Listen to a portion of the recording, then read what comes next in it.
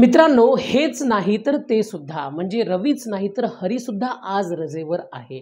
या अर्थी not only but अल्सोचा उपयोग केला जातो. पण प्रश्न असा आहे की नॉट ओन्ली बट अल्सोच्या वाक्यामध्ये सहाय्यकारी क्रियापद एकवचनी वापरावं का अनेकवचनी वापरावं? तर ते मी तुम्हाला या ठिकाणी क्लिअर करणार आहे.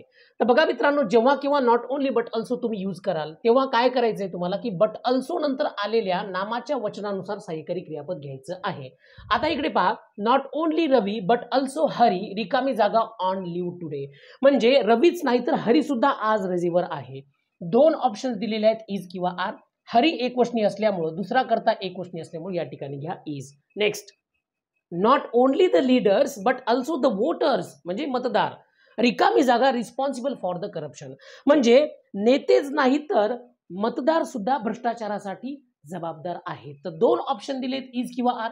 वोटर्स हा दुसरा करता अनेकवचनी असल्यामुळे या ठिकाणी घ्या आर. आता इज घेऊ नका.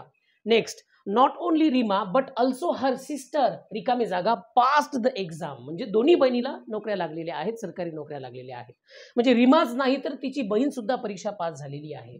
दोन ऑप्शन आहेत, हॅज किंवा हॅव. दुसरं जे काही करता आहे सिस्टर, तो एकवचनी असल्यामुळे या ठिकाणी येईल हॅज. तर लक्षात ठेवा, नॉट ओन्ली बट अल्सोच्या वाक्यात बट अल्सो नंतर आलेल्या नामाच्या किंवा सर्वनामाच्या वचनानुसार तुम्हाला सहाय्यकारी क्रियापद घ्यायचं आहे. Thank you very much.